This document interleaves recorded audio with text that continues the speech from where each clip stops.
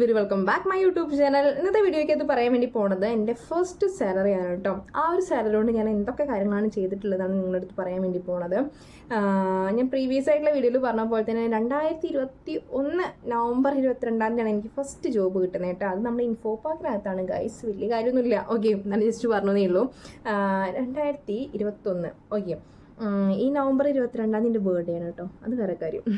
ഇങ്ങനെ ബർത്ത്ഡേക്ക് ഞാൻ എന്താ പറയുക, വലിയ സ്പെഷ്യലായിട്ടാണ് സെലിബ്രേഷനോ കാര്യങ്ങളൊന്നും ഉണ്ടാവാറില്ല. എനിക്ക് അങ്ങനെ വിഷ് ചെയ്യുക, അതുപോലെ ഗിഫ്റ്റ് വാങ്ങിച്ചു തരിക, എനിക്ക് അതിനോടൊന്നും വലിയ താല്പര്യമില്ലാത്തൊരു കാറ്റഗറിയാണ് ഞാൻ. ഓക്കെ, അങ്ങനെ ഉച്ചയ്ക്ക് ഞാൻ ഫുഡ് കഴിച്ചിട്ട് ഞാൻ ഈ ബെഡിലിങ്ങനെ കിടക്കുന്ന സമയത്താണ് എനിക്കൊരു കോൾ വന്നിട്ടുണ്ടായിരുന്നത്. നിങ്ങൾ എന്താ പറയുക, അങ്ങനെ ഇൻഫോ പാർക്ക് ഇന്ന കമ്പനിയിൽ നിങ്ങൾ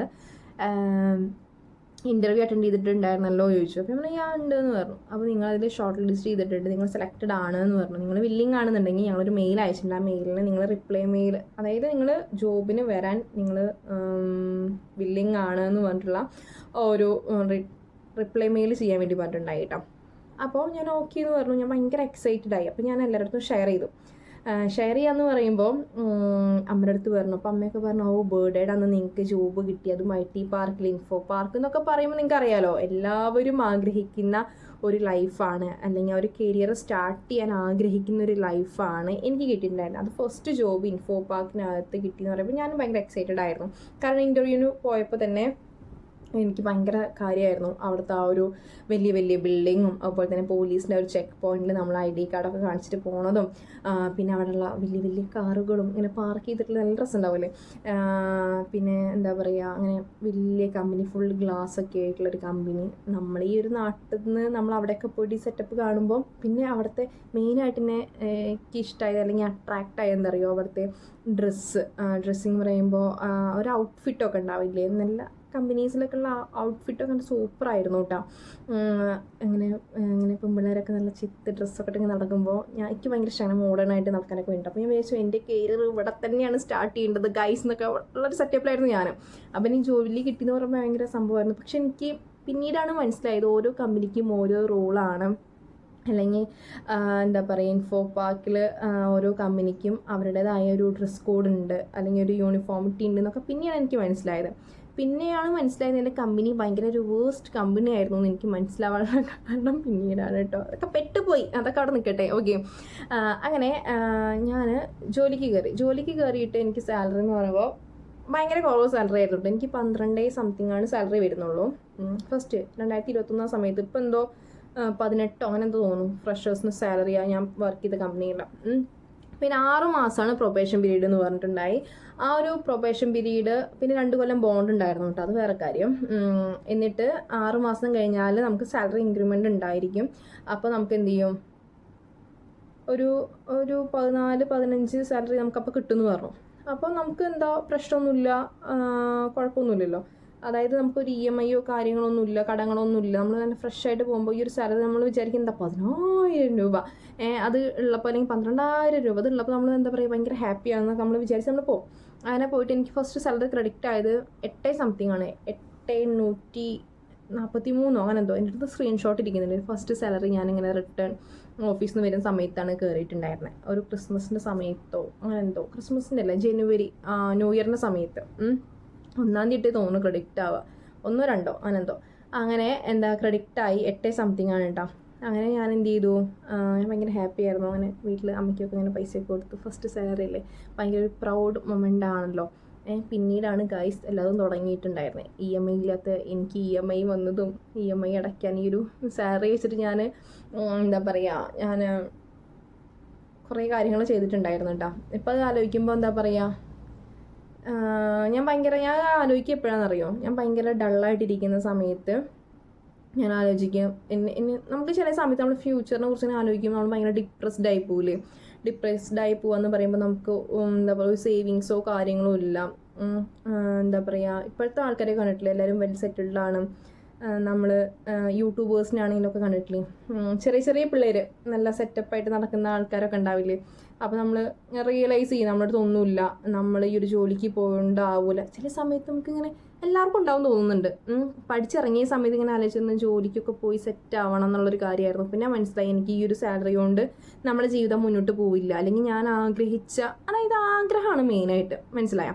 ഈ ഒരു ആഗ്രഹം എന്ന് പറയുന്നത് ഓരോ ആൾക്കാർക്കും വ്യത്യസ്തമായിരിക്കും. ചില ആൾക്കാർക്ക് ആ ഒരു 10,000 രൂപയായിട്ട് ഹാപ്പി ആയിട്ട് പോകാൻ വേണ്ടി പറ്റും, സാധാരണ ലൈഫായിട്ട്. മറ്റൊരാൾക്ക് ഈ ഒരു ലൈഫ് വേണ്ട, ആഗ്രഹിച്ചൊരു ലൈഫ് വേണം എന്ന് പറയുന്ന ആൾക്കാരുണ്ട്. എൻ്റെ ഒരു കാര്യത്തിൽ ഞാൻ ഒരിക്കലും ഒരു കമ്പ്യൂട്ടറിൻ്റെ ഫ്രണ്ടിലിരുന്ന് വർക്ക് ചെയ്യാൻ ആഗ്രഹിക്കാത്ത ഒരാളായിരുന്നു. പിന്നെ ജീവിത സാഹചര്യങ്ങൾ കൊണ്ട് ഞാൻ അർജൻറ്റായിട്ടൊരു ജോലിക്ക് കയറിയതാണ്. അല്ലെങ്കിൽ ക്രാഷ് കോഴ്സ് പഠിച്ച് വീട്ടിലിരുന്ന് കൊറോണ വന്നിട്ടുള്ള സമയത്ത് വീട്ടിലിരുന്ന് മടുത്തിട്ട് എങ്ങനെയും പുറത്ത് പോകണമെന്ന് പറഞ്ഞിട്ട് ഞാൻ എറണാകുളം ചൂസ് ചെയ്തിട്ട്, കോഴ്സിനെക്കാട്ടി ഇമ്പോർട്ടൻ്റ് ആയിട്ട് ഞാൻ എറണാകുളം ചൂസ് ചെയ്തിട്ട് എറണാകുളത്ത് പോയി പഠിക്കണം എന്നുള്ള ആഗ്രഹം കൊണ്ട് ഞാൻ പോയി പഠിച്ചു. അത് ഫ്ലോപ്പായി. അങ്ങനെ വീണ്ടും എറണാകുളത്ത് ജോബ് കിട്ടി. ആ ജോബിന് കയറുമ്പോൾ ഒരുപാട് ആഗ്രഹങ്ങളുണ്ടായിരുന്നു. പക്ഷെ എനിക്ക് മനസ്സിലായി, എന്താ, നമുക്ക് ഉള്ളിൽ ഇഷ്ടമില്ലാത്ത കാര്യങ്ങൾ നമുക്ക് ചെയ്യാൻ വേണ്ടി പറ്റില്ല. അത് എത്ര നമ്മൾ അടക്കി പിടിച്ച് ഒതുക്കിയിട്ടിരുന്നാലും നമ്മൾ ഒരു ഹാപ്പിനെസ് അല്ലെങ്കിൽ ഒരു ഹാപ്പി ഇല്ലാത്തൊരു പ്ലേസ് നമുക്ക് സർവൈവ് ചെയ്ത് പോകാൻ വേണ്ടി പറ്റില്ല എന്നുള്ള കാര്യം റിയലൈസ് ചെയ്തിട്ടുണ്ടായിരുന്നു എൻ്റെ ഫസ്റ്റ് ജോബിനകത്താണ് കേട്ടോ. ഭയങ്കര നെഗറ്റീവായിട്ടുള്ളൊരു പ്ലേസ് ആയിരുന്നു. പക്ഷെ ഞാൻ അതൊന്ന് കുറേ സ്ട്രഗിൾ ചെയ്തിട്ടുണ്ട് ഞാൻ. അങ്ങനെ ആ ഒരു സാലറിയിൽ നിന്ന് ഞാൻ മാറ്റി വെച്ചിട്ടുണ്ടായിരുന്ന പൈസ എന്ന് പറയുന്നത് 0 ആയിരുന്നു ഗൈസ്. എനിക്ക് അന്നൊരു ചിലവോ കാര്യങ്ങളൊന്നുമില്ല. പക്ഷേ ഞാൻ പറഞ്ഞില്ലേ, കുറച്ച് പേഴ്സണൽ ഇഷ്യൂസ് ഉണ്ട്. അപ്പോൾ കുറേ പേരെ ഞാൻ ഹെൽപ്പ് ചെയ്തിട്ടുണ്ടായില്ല ഞാൻ. അങ്ങനെ ഹെൽപ്പ് ചെയ്തിട്ട് കുറേ പൈസ എൻ്റെ അടുത്തും പോയിട്ടുണ്ട്. പിന്നെ പറയുമ്പോൾ എനിക്ക് ട്രാവൽ ചെയ്യാൻ ഭയങ്കര ബുദ്ധിമുട്ടായിരുന്നു. എൻ്റെ വീടെന്ന് പറയുമ്പോൾ അവിടെ എടുത്തിട്ടുണ്ടായിരുന്നു, അതായത് റെൻ്റ് ഹൗസ് എന്ന് പറയുന്നത് കുറച്ച് ഉള്ളേരിയയിലായിരുന്നു. അപ്പോൾ നമുക്ക് ക്യാബിൻ്റെ ഫെസിലിറ്റീസ്, ക്യാബ് എന്ന് പറയുമ്പോൾ നമുക്ക് പിക്കപ്പും ഡ്രോപ്പും ഉണ്ടായിരിക്കും. അതായത് ആ ഒരു കമ്പനി വക നമുക്ക് എംപ്ലോയീസിന് നമ്മളുടെ ഒരു കോമൺ പിക്ക് പോയിന്റിന് പിക്കും ഡ്രോപ്പും ഉണ്ടായിരിക്കും. ഓക്കെ, അപ്പോൾ എൻ്റെ റെൻ്റ് ഹൗസ് കുറച്ച് ഉള്ളിലോട്ടായ കാരണം എനിക്ക് ട്രാവൽ ചെയ്യാൻ ഭയങ്കര ബുദ്ധിമുട്ടായിരുന്നു. അവിടേക്ക് ക്യാബ് ഉണ്ടായിരുന്നില്ല. അപ്പോൾ ആ സമയത്ത് എൻ്റെ അടുത്ത് എൻ്റെ വീട്ടിൽ നിന്ന് പറഞ്ഞു, ഒരു വണ്ടി എടുത്തോ, കുഴപ്പമില്ല, EMI ഇപ്പോൾ സാലറി ഉണ്ടല്ലോ, നമുക്ക് EMI ഇട്ട് അടയ്ക്കാമെന്ന് പറഞ്ഞു. അത് ഞാൻ എൻ്റെ ലൈഫിൽ ഫസ്റ്റ് EMI എന്ന് പറയുന്നത് അതാണ്. അങ്ങനെ EMI കണ്ട് തുടങ്ങി വെച്ചു ഗൈസ്. ഞാൻ ആ ഒരു 8,000 രൂപയാണ് സാലറി. 10-12 ഉണ്ടായിരുന്നു. പക്ഷെ നമുക്ക് കുറച്ച് ശമ്പളം കട്ടായി പോകില്ല, PF അങ്ങനെ ESI അങ്ങനെയൊക്കെ കട്ടായി പോകില്ല. അങ്ങനെ എനിക്ക് 8 ഉണ്ടായിരുന്നു. പിന്നെ അത് 10 സാലറി. പിന്നെ അത് 12 ആവാൻ ഞാൻ കാത്തുനിന്നില്ല. അപ്പോൾ ഞാൻ എന്താ പറയുക, അല്ല, ഫസ്റ്റ് സാലറി 8 ആയിരുന്നു കേട്ടോ. നമ്മൾ കയറുമ്പോൾ 2 മാസമാണ് എന്തോ ഉണ്ടായിരുന്നു. പിന്നെ അത് 10 ആയി. പിന്നെ നമ്മൾ പ്രൊബേഷൻ പീരീഡ് കഴിഞ്ഞാൽ എന്തോ 14 അങ്ങനെ എന്തോ ആവുമെന്ന് പറഞ്ഞു. 14,500 അങ്ങനെ എന്തോ ആവും എന്നാണ് പറഞ്ഞിട്ടുണ്ടായിരുന്നത്. അങ്ങനെ വണ്ടി വാങ്ങിച്ചു. വണ്ടി വാങ്ങുക പറയുമ്പോൾ ഒരു ഫാസിനാണ് വാങ്ങിയത്. സെക്കൻഡ്സ് ആണ് ഞാൻ വാങ്ങിയിട്ടുണ്ടായിരുന്നത് കേട്ടോ. അങ്ങനെ എനിക്ക് ഒട്ടും ഇഷ്ടമില്ലാത്തൊരു വണ്ടിയായിരുന്നു ഫാസിനോ പറയുന്നത്. എനിക്ക് അന്ന് എടുക്കാൻ ഇഷ്ടമുണ്ടായിരുന്ന വെസ്പയായിരുന്നു. വെസ്പയിൽ എന്താ പറയുക, നമ്മളൊരു ഒരു പർപ്പിൾ കളറില്ലേ, ആ സംഭവം, അതാണ് എനിക്ക് ഭയങ്കര ഇഷ്ടമുണ്ടായിരുന്നുള്ളൊരു കാര്യം.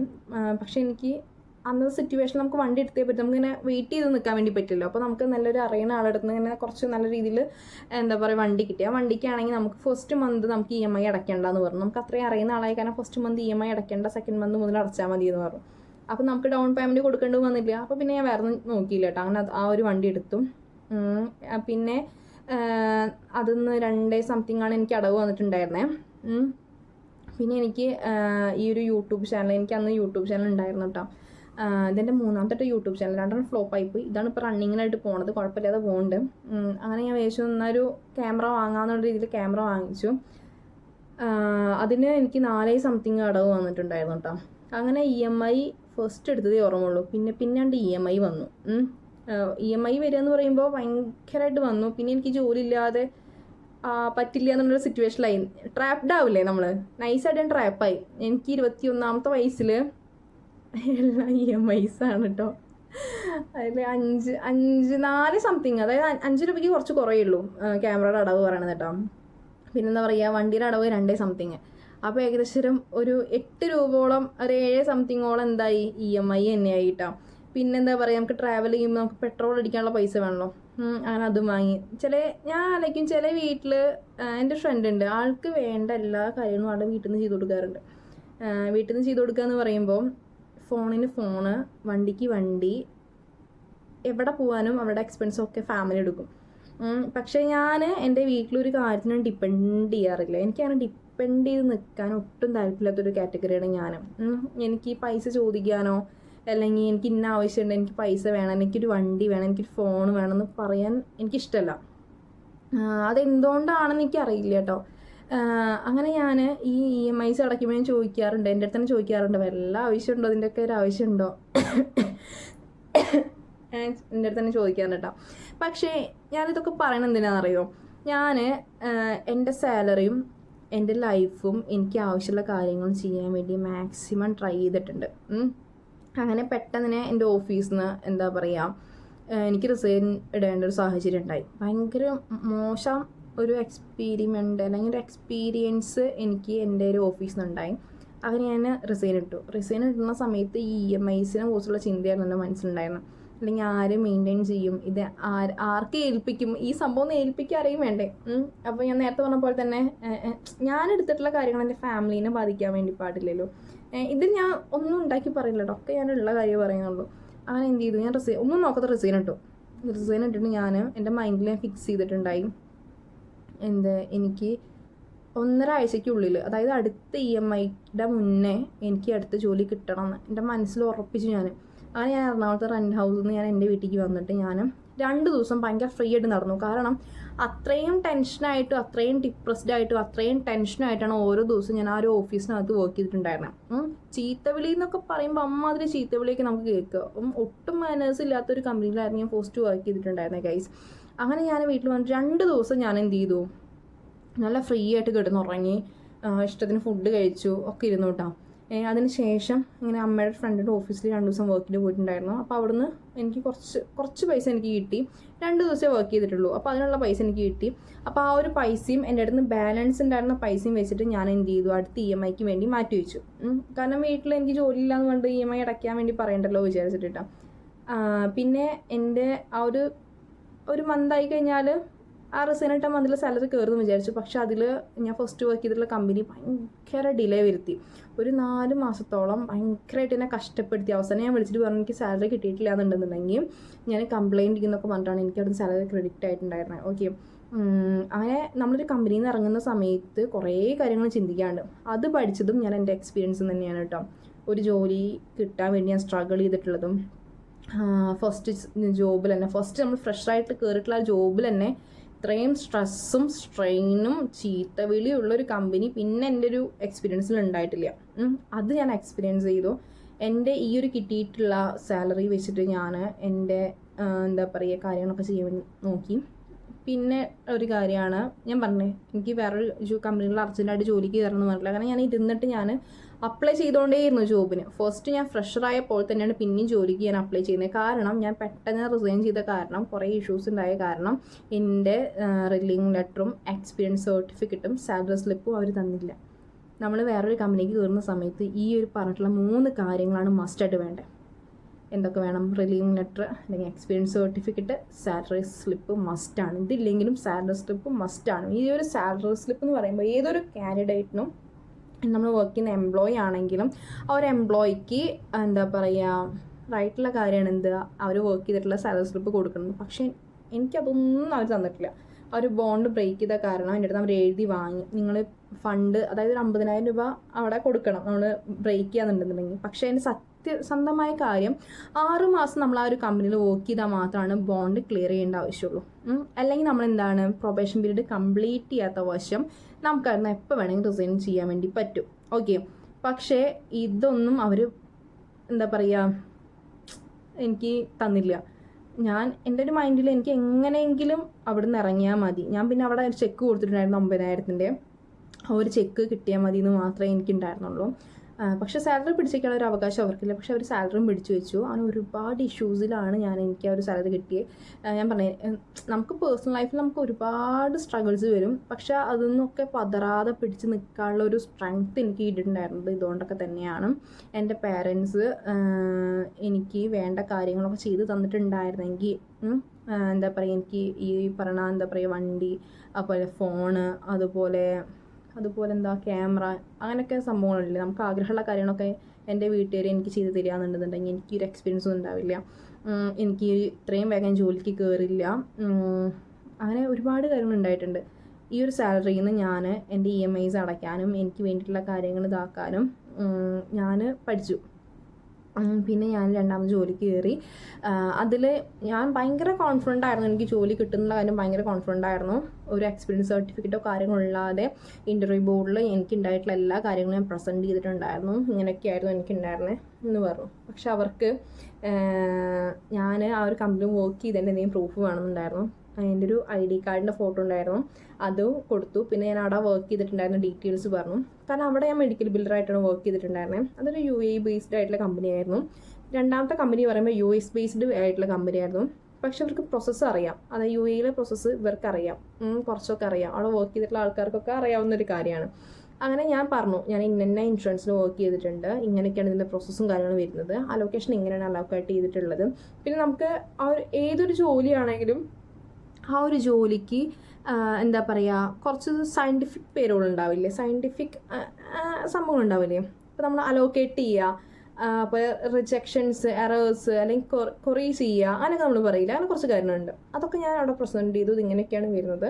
അപ്പോൾ അതിൽ ഇന്ന റിജക്ഷൻസ് വരുമ്പോൾ ഇങ്ങനെ ചെയ്യും, അല്ലെങ്കിൽ ആ ഒരു എന്താ പറയുക, ആ ഒരു പ്രോസസ്സിൻ്റെ A to Z ആയിട്ടുള്ള എല്ലാ കാര്യങ്ങളും ഞാൻ പറഞ്ഞു കൊടുത്തു.